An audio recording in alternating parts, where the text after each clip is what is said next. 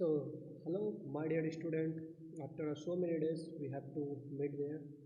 Okay. So, in this series, we have to finish CBSE Class 8 Civics Chapter 8. So, in this series, we have to finish uh, role of police, function of the police, arrest without a warrant, right of the arrested, FIR, SC, Supreme Court का क्या role है इसमें, role of ideas and public prosecutor and eligibility, role of the court and जज, ये सारा चीज़ हम इसमें use करेंगे। जज का रोल और कोर्ट का रोल क्या है, इस सारी चीज़ों को हम लोग बहुत ही अच्छे ढंग से फिनिश करने की कोशिश करेंगे।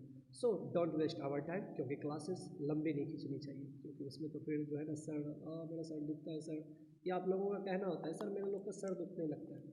तो चलिए क्लासेस को लंबी नहीं खींचेंगे, इसको हम करते हैं जस्ट आगे। सो देखिए क्या है कि रोल ऑफ पुलिस, पुलिस का क्या रोल है हम उसको ख़त्म करेंगे इसमें। आप इनको तो जानते हैं ना, ये हाँ हाँ वही फर्स्ट महिला IPS मुंबई की किरण बेदी, इन्होंने जो बैचमेट है इनका अगर उसका जो टाइम पीरियड है 1972, आप इसको हिस्ट्री से कोड करेंगे तो आपको ये इंदिरा गांधी के टाइम पर मिलेगा।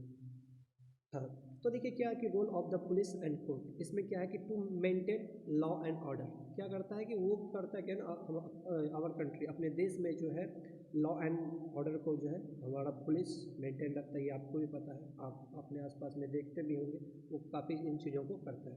उसके बाद आता है आपका ये to prevent and control terrorist activities, ये भी करता है। किसी एरिया में ना ही आतंकवादी हमला हो, ना ही कोई चीज़ हो, इन सभी चीज़ों का ध्यान भी जो ना हमारे देश की पुलिस रखती है। उसके बाद ये प्रोटेक्ट क्या करती है, अपना रोड, रेलवे, ब्रिज, इन सभी चीज़ों की सुरक्षा भी यही करती है। उसके बाद ये क्या है कि सिक्योरिटी हो और किसी भी कम्युनिटीज़ को लेकर सिक्योरिटी हो, उनको इन पर ये विशेष ध्यान रखती है। कौन? पुलिस, जी हाँ। उसके बाद क्या है, maintain digital of dignity of individual and a safe guard, ये भी, ये सारा काम भी हमारे पुलिस का है, ठीक है। और उसके बाद ये क्या करता है तुम्हारा law and protect of weaker sections, और वीकर सेक्शन में जो आता है तुम्हारा लोग का SC ST वगैरह सब, इन सभी को प्रोटेक्ट करने का भी जो है ना काम इन्हीं का है।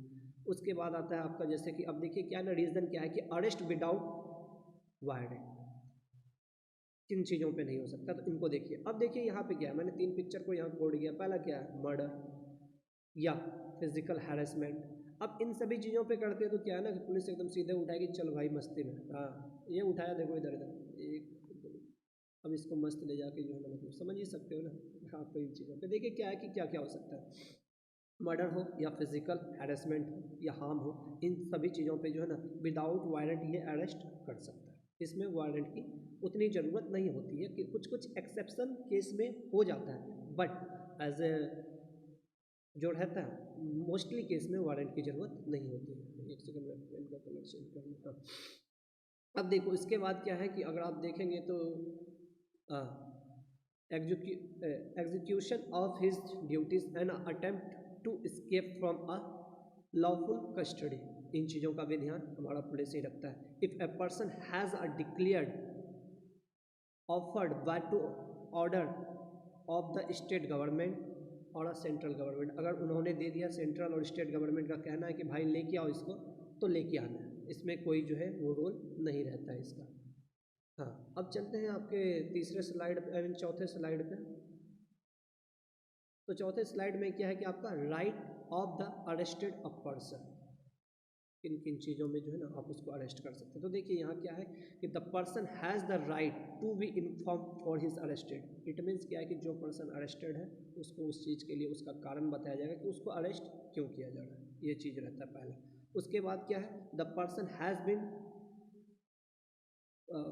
Present before a magistrate within a 24 hour, 24 घंटे के भीतर मजिस्ट्रेट के पास उसको लाया जाना चाहिए होता है, पुलिस के पास, कि अगर वो अरेस्ट किया है तो वो उसको 24 घंटे के अंदर वहाँ पहुँचाया जाए। उसके बाद अगर आप यहाँ देखेंगे क्या है, a person can not B, उसके बाद एक मिनट, ये किसका मैसेज है, सो देखो क्या है कि custody without the permission of this the magistrate beyond 24 hours of arrest, कि अगर उसका नहीं भी है तो कोई दिक्कत, लेकिन 24 घंटे में आपको वहाँ क्या करना होता है, उसको प्रेजेंट करना होता है। उसके बाद the person can not be ill, threat or thrown during arrested, इन चीज़ों का भी ध्यान रखना होता है। उसके बाद अगर आप देख, बहुत सारी चीज़ें हैं जिसको ध्यान में रखते हुए आगे बढ़ना होता है। अगर यहाँ पे देखेंगे कि क्या है कि confusion made by the arrested person in a police custody cannot be used to a evidence against him, कि अगर वो पुलिस कस्टडी में है तो ये वो उसके अगेंस्ट कोई भी जो है एविडेंस वहाँ वो यूज़ नहीं करेगा, वो मजिस्ट्रेट के पास ले जाएगा। अगर उसके बाद बहुत ज़्यादा मामला सीरियस होता है तो कोर्ट वगैरह सब इनको हैंडल करती है। अगर उसके बाद देखिए कि अगर कोई लड़का है जो कि 15 साल का है और women can not be called to a police station only for a questioning, सिर्फ सवाल पूछने के लिए किसी महिला को पुलिस स्टेशन नहीं बुलाया जाता। हाँ, कुछ और एक दो और केसेस रहता है कि उसमें महिलाओं को अगर अरेस्ट भी करने जाना होता है तो सबसे पहला चीज़ होता है कि उसके पास महिला पुलिस होनी चाहिए। दूसरा चीज़, अगर जो पर्सन अरेस्ट हो चुका है तो उसको उसका कारण बताया जाएगा कि उसको अरेस्ट क्यों किया जा रहा है। और उसके बाद बहुत सारा एक्सेप्शन केस होता है, अगर आपको लॉयर नहीं मिल रहा है, प्राइवेट लॉयर, तो कोर्ट आपको लॉयर देती है कि आप अपना केस लड़ सको। तो बहुत सारा रहता है। चलते हैं हम अपने। अब देखिए क्या होता है कि इन सभी चीज़ों में जो सबसे पहला मुख्य कारण है उसका नाम है FIR। जानते हैं इसका फुल फॉर्म क्या है? देखिए मैंने इधर यहाँ लिख रखा है, फर्स्ट इन्फॉर्मेशन रिपोर्ट।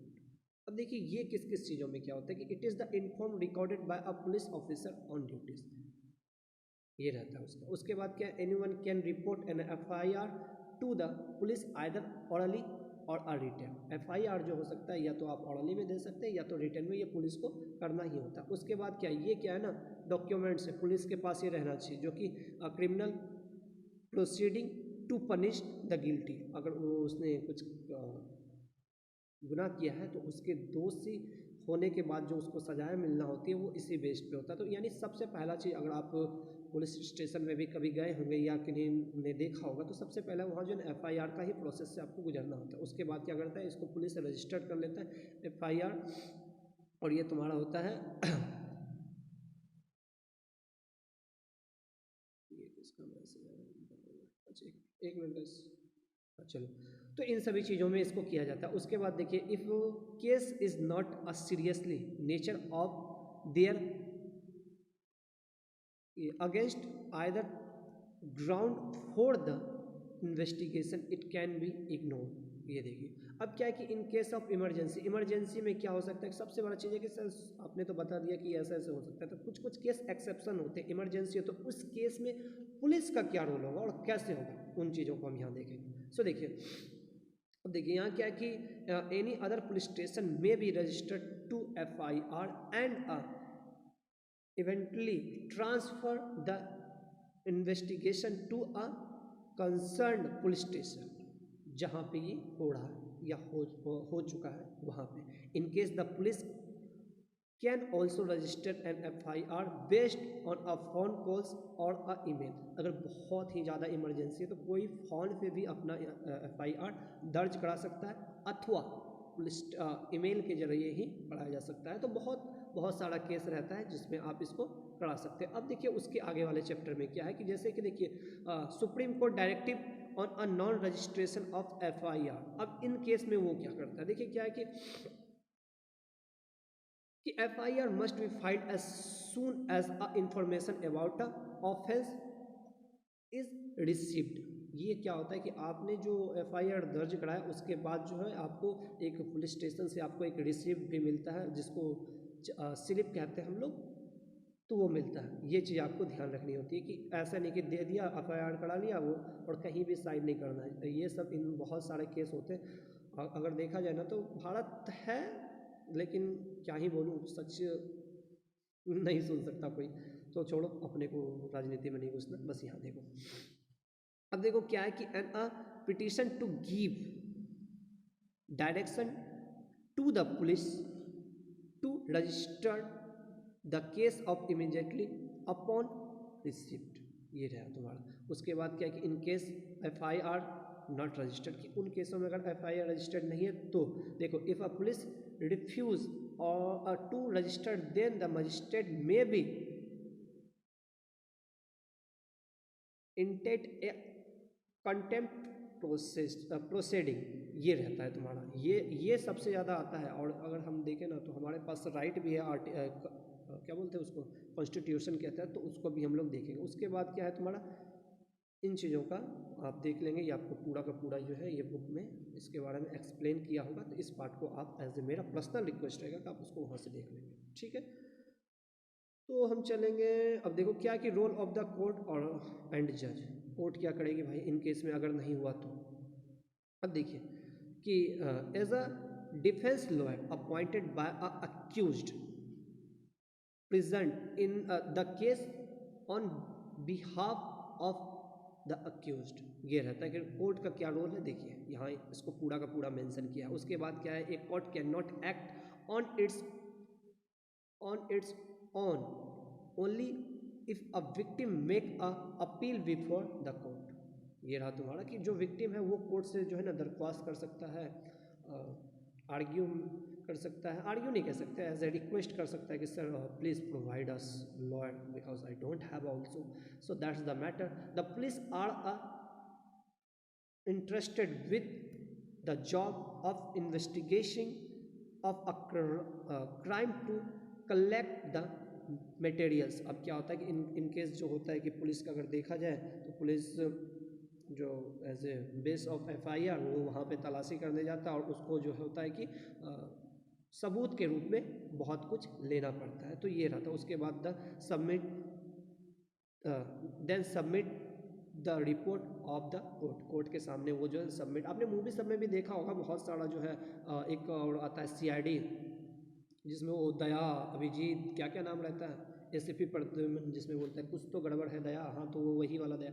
आपने देखा होगा बहुत सारे केस में, एज अ मूवी सब में भी देखा होगा कि अगर कभी क्राइम हो जाता है तो कोर्ट जो है ना कहता है कि कोर्ट को क्या चाहिए, कोर्ट को चाहिए एज ए सबूत, तो वो सबूत जो है ना ये पुलिस वाला ही लाएगा। लेकिन कब, एफआईआर होने के बाद, मजिस्ट्रेट के पास पेश होने के बाद, अगर वैसा एक्सेप्शनल केस होता है या कोई ऐसा केस होता है जिसमें जज के द्वारा ऐसा मांगा जाए, या देखो विटनेस तो चाहिए ही चाहिए, आई विटनेस हो जाता है या कुछ सामान हो जाता है, जैसे किसी का मर्डर हो गया तो बुलेट्स हो गया, बुलेट्स का नंबर हो गया, वो गन किसके नाम पर रजिस्टर्ड है, कब है, किसने कहाँ से लिया, तो बहुत कुछ प्रोसेस को फॉलो करना होता है। उसके बाद देखो द जज क्या होता है, तुम्हारा ये सारा बात सुन लिया, all the witness and are present with the all evidence by the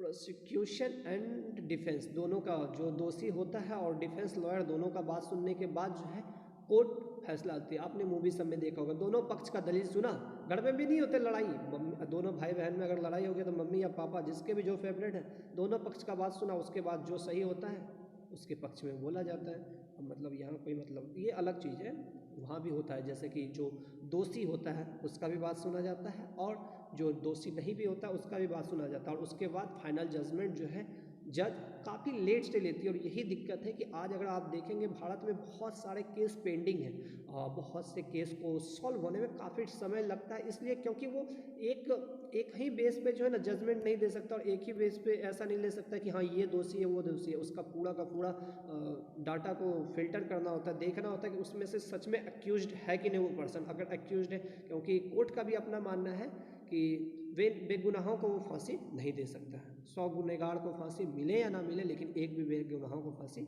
नहीं मिलनी चाहिए। तो काफ़ी कुछ है जो देखना पड़ता है। सो देखो, on the base of law and the court trail the जज देन द डिसाइड, जैसे मैंने बताया कि जज जो है ना ये डिसाइड करता है कि वो अगर गिल्टी है या वो इनोसेंट है, नॉट इनोसेंट, इनोसेंट ये है, तो उसके बाद ही उसको सज़ा सुनाया जाता है। आपने देखा होगा काफ़ी मूवी सब में भी ये अब तो आ ही जाता है मूवी सब। अब देखो क्या है ना, पब्लिक प्रोसिक्यूटर का क्या होता है कि देखो अब यहाँ पे सबसे बड़ा चीज़ है कि the person must be present the truthful pictures before the court and acts the according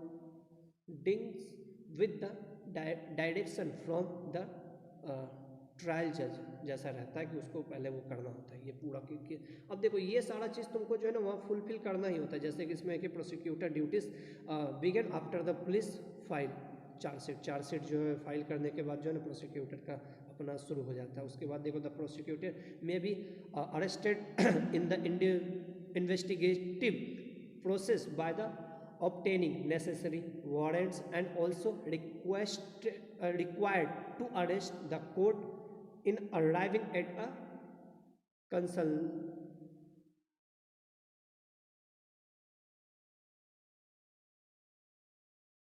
concession जी, arriving at a concession.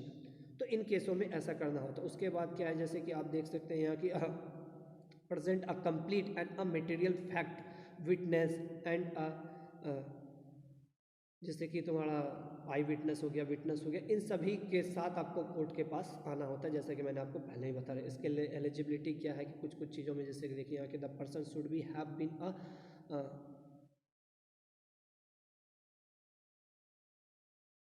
Advocate for at least 7 years। अब जैसे कि वहाँ होता है जो लॉयर लड़ना होता है उसका भी जो है ना ये दिया हुआ है, वो हम लोग रोल ऑफ लॉयर और जज जब हम पॉलिटिक्स शुरू करेंगे तब हम उसको वहाँ कोशिश करेंगे। देखो यहाँ इसमें छोटा छोटा लाइन है, इसको यहाँ अच्छे से उतने अच्छे से नहीं, एज ए तुम्हारे एग्जाम के पर्सपेक्टिव से ठीक है। उसके बाद देखो यहाँ पे क्या है कि special public prosecutor the person must have been in a practice as a advocate for at least 10 years। जो मतलब केस लड़ने वाला होता है ये उसका है कि भाई उसका किसी का 7 साल होना है, किसी का 10 साल होना है। उसके बाद if a person is fulfils the criteria then appointed by a arguments of a chief justice of the high court, उसको देना होता है, तभी ये जो है एज ए आपका केस के लिए मतलब लिया जाता है। बहुत सारा चीज़ है। उसके बाद देखिए क्या है कि understanding our criminal justice system, तो कुछ कुछ चीज़ों के लिए। अब देखिए यहाँ आप क्या है ना कोर्ट के पास जाएगा तो किन किन चीज़ों के लिए जाएगा, तो आपके पास पहला जो है आर्टिकल का जो राइट मिलता है, आर्टिकल नंबर 21। हम तो कहते हैं कि हम लोगों का जो राइट है वो आर्टिकल नंबर 21 और इसी में है तुम्हारा sub clause A sub clause B में ये पूरा आ जाता है, जिसमें कि राइट टू स्पीच, आज हम राइट टू इंटरनेट के तहत तुम्हें क्लास ले रहे हैं, ये सारा चीज़ उसी में आता है। तो ये क्या होता है, यहाँ देखिए article 21 state that no person shall be deprived of his life or a personal liberty accepted according to a proceeding sorry क्या है ये मेरे में तो धुंधला क्यों हो रहा है। हाँ एक मिनट यार, ये तुम इसका भी क्या है। हाँ तो देखो इन सभी चीज़ों के लिए अगर हमने जैसे कि तुमको बताया कि इन सभी चीज़ों का जो क्राइटेरिया होता है उसको फुलफिल करने के बाद, जैसे कि मैंने बताया कि आर्टिकल नंबर 21 हम लोगों के लिए काफ़ी महत्वपूर्ण और मायने रखता है, तो ये वो है। अगर आप यहाँ देख सकते हैं, यहाँ देखिए क्या है ना established law and a simple words में क्या है कि means that every citizen get a fair threat when a accused, ये रहा तुम्हारा the person can be also to a guaranteed bail, तो ये रहता है। बहुत सारे लोगों को देखते हैं ना तुम लोग जो सप्ताह भर में बेल लेके आ जाता है, मूवी सब में भी देखता है, तो बेल का रहता है कि एज ए जो बहुत ज़्यादा दोषी ना हो तो उसको वहाँ पे देता है एज ए ऑप्शन देता है कि माय लॉर्ड, जो ये मेरा पर्सन है, ये मेरा जो मुवक्किल क्या बोलते हैं उसको हिंदी में, तो उसको जो है ना बेल दिया जाए। तो बहुत सारे केस में अब क्या है कि मर्डर वाले के, अब कभी जगह काउंटर में पुलिस वाला भी बोलता है कि नहीं उसको जो है पुलिस रिमांड में भी रखा जाए, काफ़ी सब मूवी में भी आप लोगों ने देखा होगा।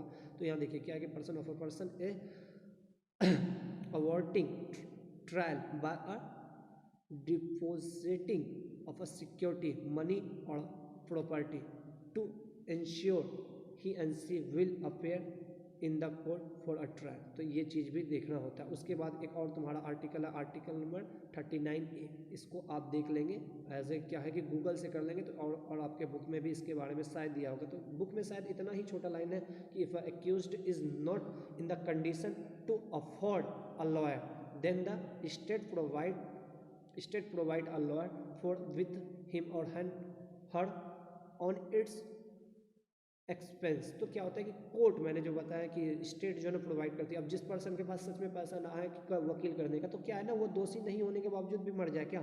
नहीं नहीं नहीं नहीं, ऐसा कुछ नहीं होता सर, उसके पास ये राइट है आर्टिकल नंबर 39A, जिससे कि वो कोर्ट का दरवाजा खटखटा सकता है कि सर देखिए मेरे पास पैसा कौड़ी ना है तो हमें लॉयर दो। तो क्या है ना जज भी उसको लॉयर प्रोवाइड कराती है, जिसके कारण उसका केस सॉल्व होता है और काफ़ी हद तक सॉल्व होता है। तो इसमें ऐसा कुछ नहीं था, इसमें एज ए शॉर्ट लाइन है तो तुम अपने हिसाब से देख लो। और उसके बाद हाँ, one more thing, hello hello, तकिया टिका के सोने वाले तुम्हें क्यों, हाँ ओ तुम्ही को बोल रहे हैं। हाँ, तो ये ध्यान रखनी है, क्या क्या ध्यान रखनी है सर, कि इसके बाद बुक का चैप्टर भी पढ़ोगे। सो तब तक के लिए शुक्रिया, जय हिंद जय भारत। मिलते हैं अगले क्लास में, देखते हैं कब हो पाती है वो क्लास। सो बाय।